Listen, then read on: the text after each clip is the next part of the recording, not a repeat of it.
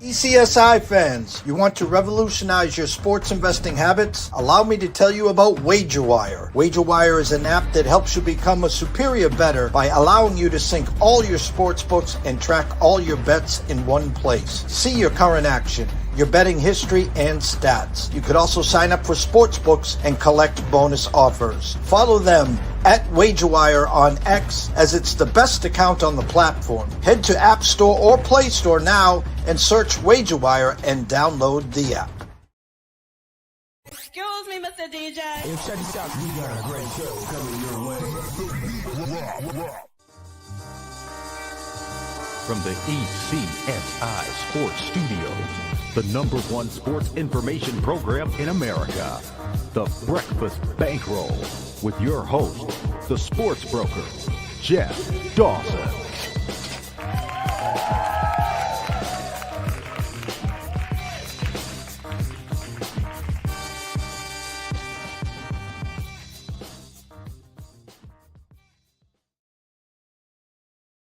Good morning, sports fans from all around the globe. I am the host, Jeff Dawson, East Coast Sports Investors, and welcome to Tuesday, March 3rd, the Breakfast Bankroll. We're going to combine two shows here. Good friend and colleague, Mr. Andrew McInnis, here for about 15, 10, 12 minutes, talking some pucks, props, and thoughts in the NHL.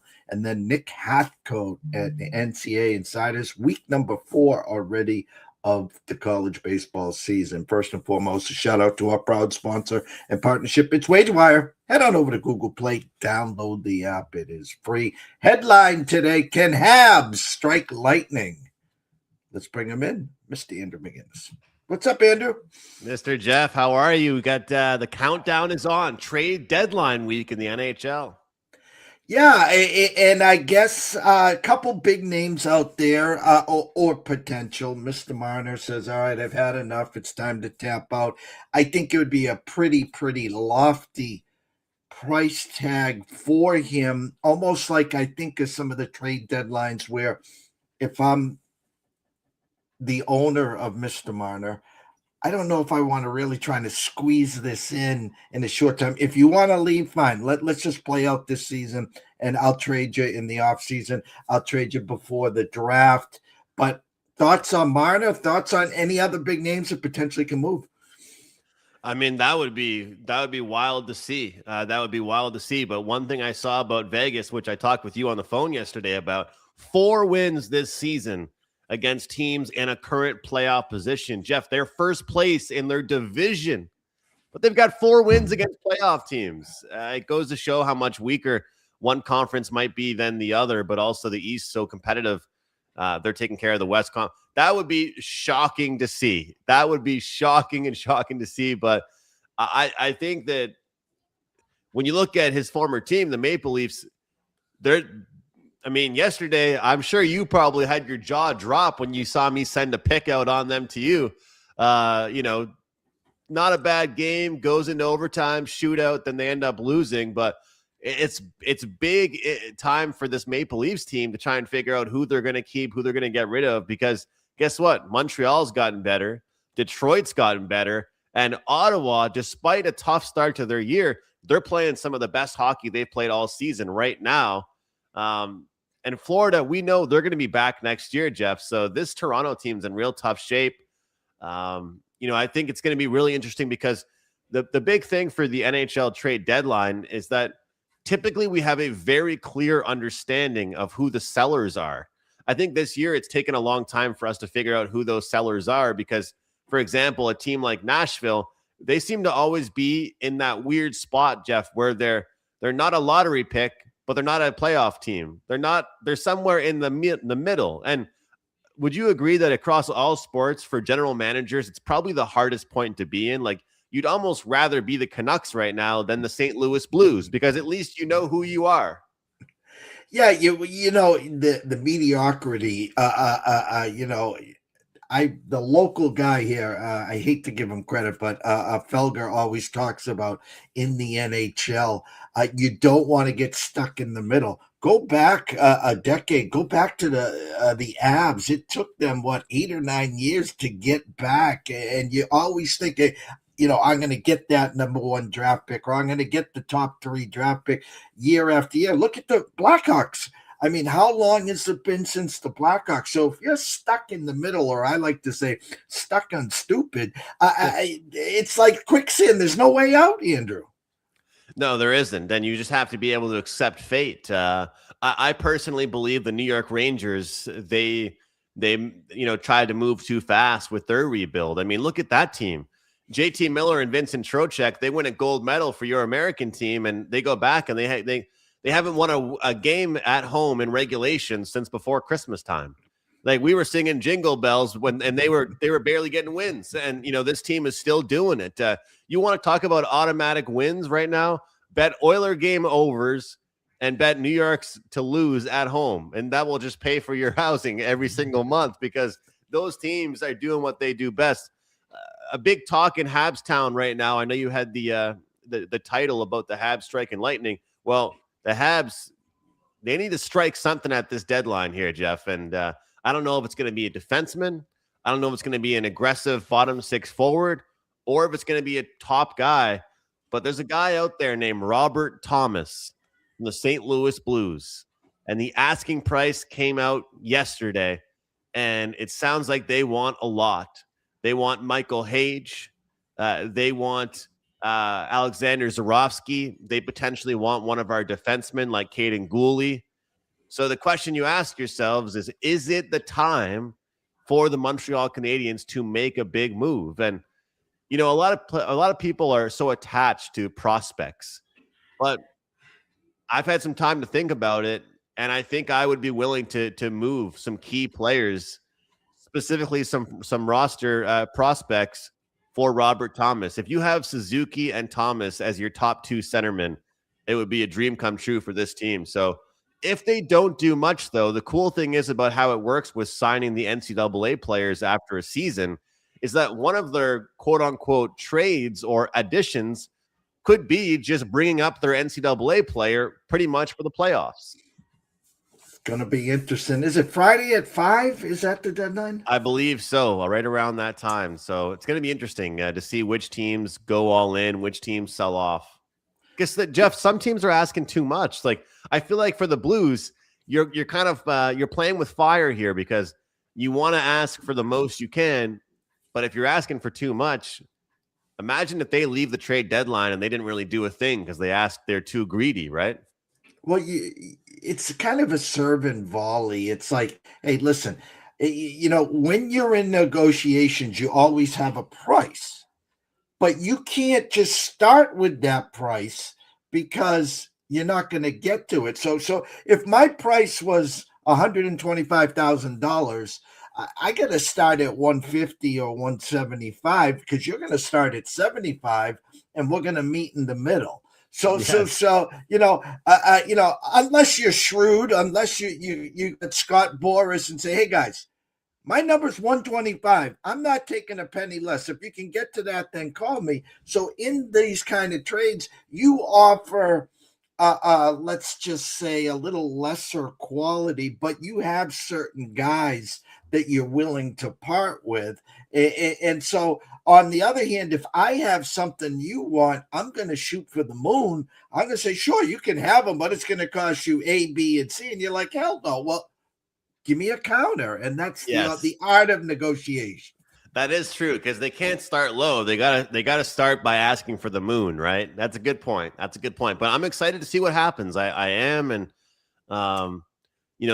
because you and I both know, we saw it last year. At the end of the day, there is a very, very big difference between making the playoffs and then doing something when you get to the playoffs. And that's kind of how I look at my Montreal Canadiens, Jeff. I feel pretty good right now. They're making the playoffs. They're going to punch their ticket. Can they win a round? Can they do something once they get there?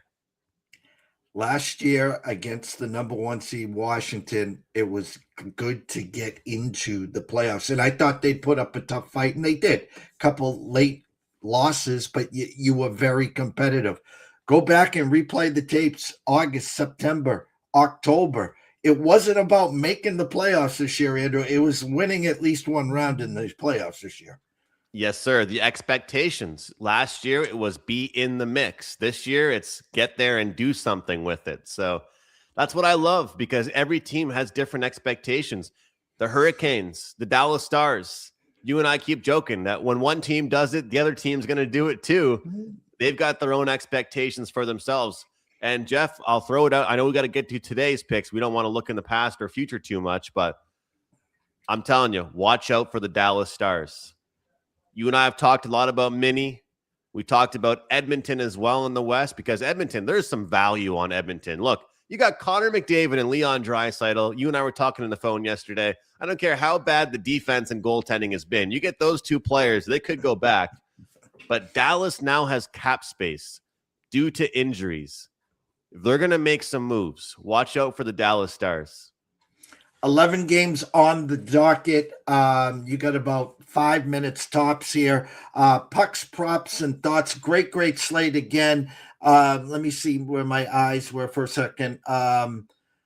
Minnesota, Tampa, probably the headliner. Montreal, San Jose. Do you know the way to San Jose? The Bruins host the Pittsburgh Penguins. The board is yours, my brother. Well, let's start off with a system play with the first period over. I don't think I've been on one since the return to play, since the Olympics. Vegas, Buffalo, over 1.5 first period. That's got to catch my eye. Vegas, Buffalo, first period over. Pretty much when you look at Bruce Cassidy's comments, Jeff, he's pretty much called out his team. He said, hey, look, hey, you guys won the gold medal. You guys won a silver medal. We're back now. We're back in the NHL. I got to see my best players be my best players. And Buffalo, do you really want to bet against Buffalo right now? If you're doing something involving the Buffalo Sabres, just take a total. And I think over 1.5 first period, Jeff, 135, 140. That's fine by me. As you tell your clients, use the risk button. If we do see Aiden Hill, 858 save percentage, 858 save percentage. So Vegas defense has not been great. Goaltending hasn't really been as good either. When it comes to where was the other one I wanted to look at here? Dallas Calgary. When it comes to Dallas Calgary, I like the over 5.5 in this game. I just mentioned Dallas and talking them up quite a bit. When I look at last 5 games right now, whether obviously there be a couple games and then 1 or 2 games included in that before the Olympic break, Dallas is the number 1 over team when it comes to all advanced metrics that I like to use. Shockingly enough, Calgary not too far behind them. It's a second half of back-to-back, and they're hanging a 5.5 here. The books don't respect Calgary's offensive output, and I think they respect Dallas's defense a little bit too much, possibly. So looking at this one here, Calgary is a surging offensive team. All of the numbers I use, all of the sources I use tell me that Calgary's offense has been upticking quite a bit. So over 5.5 in that one does seem a little bit tempting for me. And here's the interesting one here of the night. Ottawa and Edmonton. This Ottawa team, I talked about it earlier. They're playing their best hockey of the season so far. Ottawa's looked good. Their shot suppression has been good. They haven't been giving up too many chances. If there's ever a time to look towards somewhat of a low-scoring game in an Edmonton Oilers game, this one could be it. I would potentially look towards Edmonton team total under, but it's so hard not to bet on them when they're in a bounce-back situation. So I'll probably stay off that game because at this point, every single Oilers game goes over the total. And I'll leave you with this one, Florida and New Jersey. You got 2 teams with pretty strong underlying metrics, but right now for Florida, it's not been good, especially with their goaltending. Bobrovsky struggling, defense struggling. They're giving up goals. There might be value on the New Jersey Devils tonight. Shout out to OG Swag. He goes, I got to start remembering when you guys go live. And then he was talking, especially when Aiden Hill's in net to help you. Yeah, definitely. Scroll has been going the whole time at McInnis Picks on X, at Wager Talk, WT.Buzz /AM. What do you have behind the paywall, Mr. McInnis? $5 Tuesday, every play available for $5. We'll see if we're in action with college basketball tonight. We'll have to do a little chat later on. NHL action, 1-1 day yesterday, still have a winning record going back to the Olympics and hockey. So excited about that. Right now, we've got a deal. You buy a 3-day package, you get 6 days. So you buy a 3-day, you get 3 extra days for free. So that will do it, Jeff. Looking forward to it. Looking forward to a big, big day in the NHL. And hopefully we can find some winners. And if anybody wants to dip their toes in the water, you can get a best bet from me for just $5. And at sportsmemo.com, you can get a play for $7 as well. So totals. I like my total bets today. Well, listen, Andrew goes live in 8 minutes. Puck Talk, Wager Talk TV. Go check them out. Otherwise, we're going to go to a commercial break. And when we come back, Nick Hathcoat, week number 4 already in the NCAA Baseball. Stay tuned.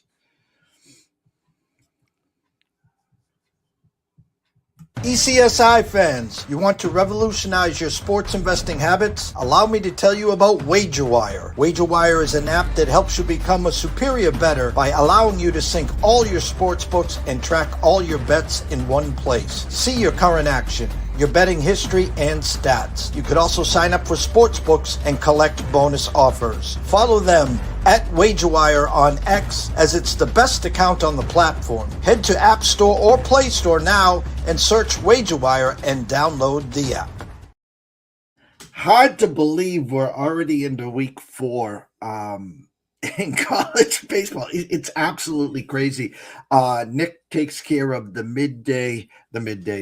midweek baseball numbers, and it allows us to basically talk about what the hell's going on midweek, because a lot of times when college baseball, the Friday night lights and the weekend series, that's when they play, we get all that, we understand that, but there's a lot of fruit to be picked at in the midweeks, and we're blessed to have Mr. Hathcoat here to get us to the weekend. So without further ado, let's bring him in. Mr. Nick Hathcoat. What's up, Nick? What's up, Jeff? How's it going? Well, I tell you what, I did not have Northeastern beating LSU on my bingo card. When Matt and Q came on last Friday, we talked about the midweek. I think 5 of the top 6 all lost midweek. We had that big blizzard here, so you and I unfortunately couldn't make it, but we're back today and yesterday again. So let me, since it's been a week since we've had you here, let's do a 3-week recap, what you've seen, talk about some of the upsets. And it's baseball. You're not going to win every game. We get that. But we're starting to see the UCLA Bruins are who we thought they'd be, yada, yada, yada. So what have you seen the last 2 weeks, Nick? I guess kind of a big macrocosm. It feels like right now there's 5 teams that are probably separating themselves from the pack a little bit. And then everybody from 6 to 20 seems very equal. You've got teams having bad weeks. You have teams having great weeks and then bounce back with another bad week. So it's kind of confusing. I mean, just to kind of point some teams out, like we look at what Southern Miss is doing right now. Southern Miss is probably playing better than anybody in the country. We're just not going to find out a whole lot about them outside of their midweek games, which is why games like tonight, when they host Mississippi State tonight, who's currently ranked 4th. So they host them, and that's going to be an awesome game. But then they get into conference play, and outside of a couple teams in their conference, we're just not going to find out much. You look at what Arkansas did last week. They lost 2 games last week, one to Arkansas State and one to UT Arlington. I've got big issues with Arkansas. I know I've mentioned that on this show. I've been lower on them most of the year. I have them ranked 15th right now. And they are just really struggling, striking out over 10 times a game to not the greatest competition either. So, yeah, big-time concerns. Oregon is a team that's not being talked about enough. Had a great show out in Vegas. So it's like there's so many different teams that have a chance that are putting themselves in that 6 through 15 range, but they're just a little bit inconsistent right now, or they just haven't shown us enough to really show that they're on par with that top 5. I have to bring it up. We've talked at length about the Vols the fact, Tony leaves to go to San Francisco. Couple other coaches fly the coop with them. Listen, I know your heart and soul's with the Vols. What have you seen so far from Tennessee? Obviously, 2 weeks ago was a little bit rough, losing the series to Kent State. I don't think it's the worst thing that could ever happen. I knew, and a lot of people knew, that this team was going to struggle out of the gate just because of how young they are.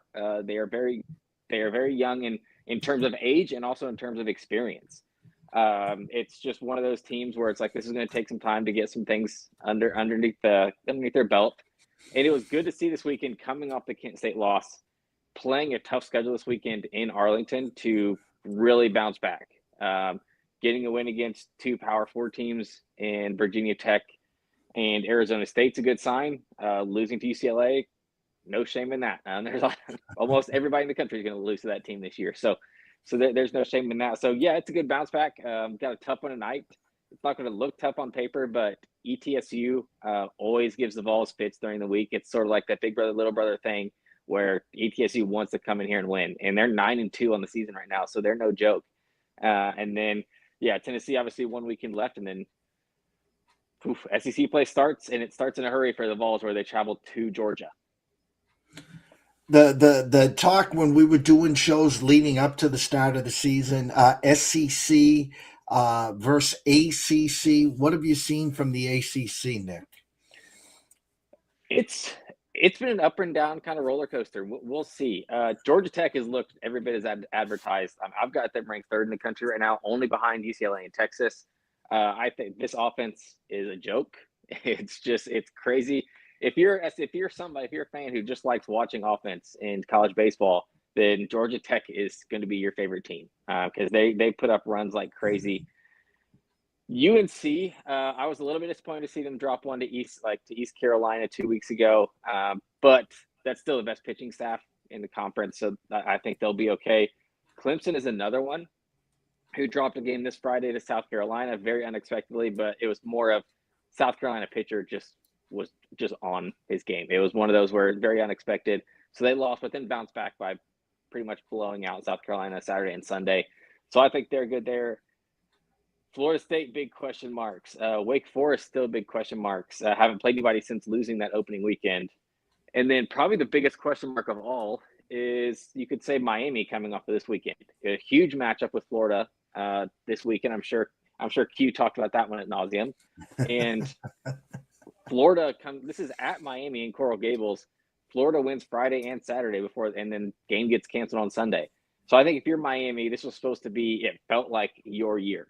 And it felt like you should be one of the top 3 teams in the ACC. You play a terrible schedule leading up to Florida, and then you get beat both games you play in. So that is not a great look. So it doesn't feel like the ACC is extremely deep outside of the top 9 or 10.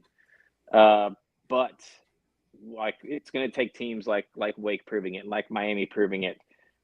Some of those guys that are, NC State has been higher in my books than pretty much anybody else's. Like, I've got them at number 12. But it's one thing where people just haven't seen them play yet. So there's a lot to be shown. ACC starts conference play this weekend. So they're a week ahead of like what the SEC is. So we should get a lot more clarity, especially on those teams this week. Last question before we get into today's games. UCLA Bruins, I talked about them on Friday. They were the second favorite on DraftKings. The price tag was stupid. I want to say it was like plus 1,100 or something. And I think I said it to Q. I was like, if you don't have them in your resume, I can't see this number getting any bigger than plus 1,100. Talk about UCLA. And again, we got weeks, months till we get to Omaha and stuff, but they look like the real deal. Yeah, they're the best team in the country, and I know I've been beating that dead horse all season long, and in the preseason. The only question was like, okay, they returned 88% of plate appearance. They returned 78% of their innings pitched. Who's gonna fill in those 12% and the 22%? Well, they brought in Logan Redeman, who is now their Friday guy. That's one of the transfers they brought in. He's dominated. We saw what he did against Tennessee. And the only position that they had to fill in their position players was center field. What did they do? went and got Will Gasparino from Texas, who is now leading the country in home runs with 10, and he bats 8th in their lineup. He has 10 home runs in 3 weeks, and he bats 8th in their lineup, and that's their one transfer that is playing. It's absurd. I think I believe they opened the season at plus 750, and I think there was some plus 750, plus 700. Yeah, then they moved back because there's a couple games they got beat that clearly they didn't care about. This feels like it's going to be, and you don't get this much in college football just because you can't lose. Otherwise, you might get eliminated. My Notre Dame guys found out. But in college baseball, it feels like LSU is so farther superiorly talented than almost anybody else that they play, where it felt like they played TCU at home 2 weeks ago, who was a top 10 team, absolutely dominated them. And then Tuesday, obviously they laid an egg against San Diego State, but it feels like now that is like they didn't care, which makes sense because then they know they're going to Arlington where they're playing Tennessee, Mississippi State, and Texas A&M, 3 SEC teams. And what they do, took care of business. So it just feels like they're going to be that team where it's like they're going to get up for the good game or the big games that they know they have to win because that's really what's going to separate them. And we'll see in kind of the smaller ones, which especially in the Big Ten where they should absolutely roll. I don't see how they're not the number 1 overall seed unless some SEC team just goes insane throughout SEC play. UCLA should be the number 1 overall seed, most likely going into tournament play. The combines and for the kids in football is gone and past, and you must have been sitting back smiling. Jeremiah Love had an amazing weekend. And the funny thing is, I was talking to a few colleagues, and it's not a big offensive draft this year, meaning the wide receivers, the tight ends, there's some good talent out there, but there'll be late first, second, third day picks. And then I said to someone, you used to get chastised. You can't take a running back in the first round. And I remember a handful of years ago, the Chiefs coming off the Super Bowl, and someone left CEH for them to take in the first round. How can you leave CEH? Oh, my God. And then a handful of years ago, Jamar Gibbs gets moved up to 13. I think Detroit moved up to 13 or 14 to take Gibbs. Bijan Robinson after that. Ashton Genty last year. Now, Jeremiah Love, top 10, maybe 8, 7, because the word before the combine. I know. Yeah, I know where you're going with this. Yeah. He wasn't getting past the Chiefs or the Saints. I saw a tweet Friday, Saturday, Sunday. Harbaugh from the Giants.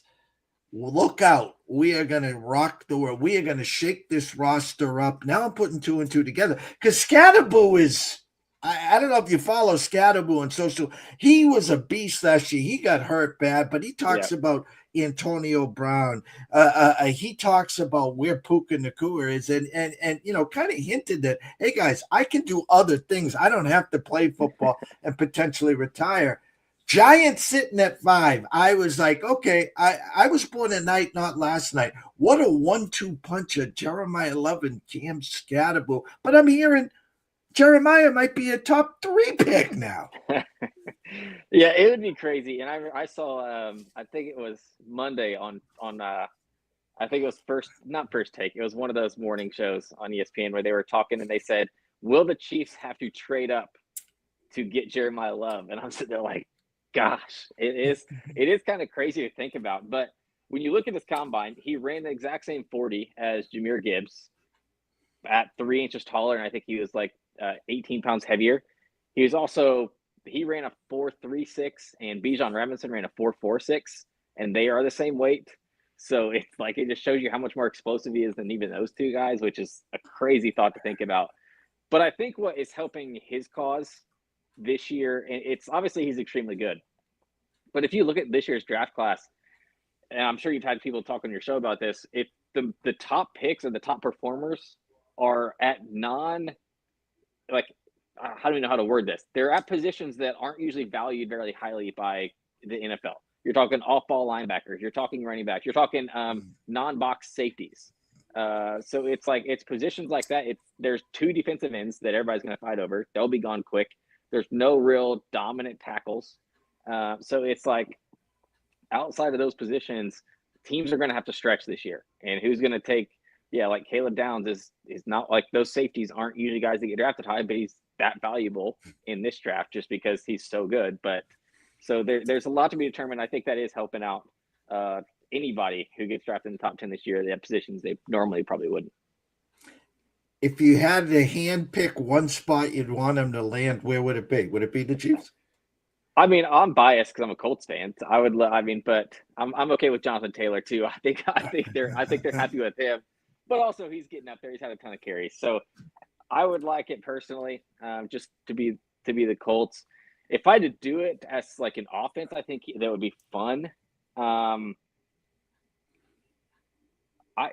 know what? I hate to say this because I really don't like them at all, but I think him in that Dallas offense could be like you talk about a fun offense to watch, where they're going to be spread out anyways.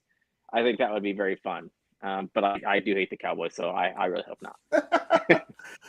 Huge slate today. I'm just going to grab a handful of games on Wager Talk. Then I'm going to give you the board. Tell who you got in the holster and who you're eyeing. Oregon State. Oregon 2-1, -200 against Oregon State there. The red hot Oklahoma Sooners against your Dallas Baptists there. Oklahoma -1. I'll use DraftKings for you. -180, under over a 14. UCLA -620 against Cal State Fullerton. Arizona only -210 against Grand Canyon. BC -135 against Florida International. And Auburn -395 against Sanford. I know there's a lot of games here. Tell me where your eyes are. Tell me Lane's picks, what we should be looking for. Yeah, I guess I'll do a little talking. I don't have any plays yet. I haven't had a long chance to look until this morning. I've only had about 40 minutes to kind of glance at them. One thing I noticed is these books, they are very overpricing favorites, but they are also underpricing dogs. These the separations should be a lot more. They're not giving you much ground for the dogs, which obviously as a book I would do the same. It's understandable, especially during midweeks. I think the plays here, especially if you're leaning underdogs like a lot of midweeks, we need to wait for all the run lines to come out. If we get some of these +2.5, +3.5, are going to be very worth it. And totals. I think totals are going to be probably most of my cards today. So we need to kind of see where all those get to. I know that like last I saw, there was only like 5 or 6 that have actually been released. So that's probably where most of my head's going to go. But yeah, it's just one of those. This is probably the best Tuesday slate we've had. I mean, just glancing, you have Coastal Carolina at NC State. I talked about NC State. People need to see them play to realize how good this team is. That's your first game of the day too. Like at 3:00, it's going to be on. That's going to be a fun one to watch against a Coastal team that's very good. FAU at Florida, 2 very offensive teams. Interested to see where this total is at. I think it should probably be at like 15.5, 16 this week. So that's one to keep an eye on. You talked about Oregon State, Oregon.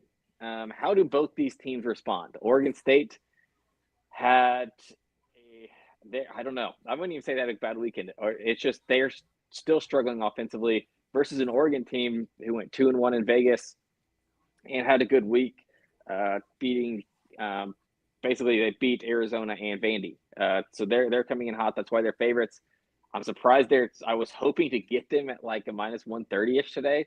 So when I saw that was 200, that was one where I was like, oh my gosh, there's overpricing stuff.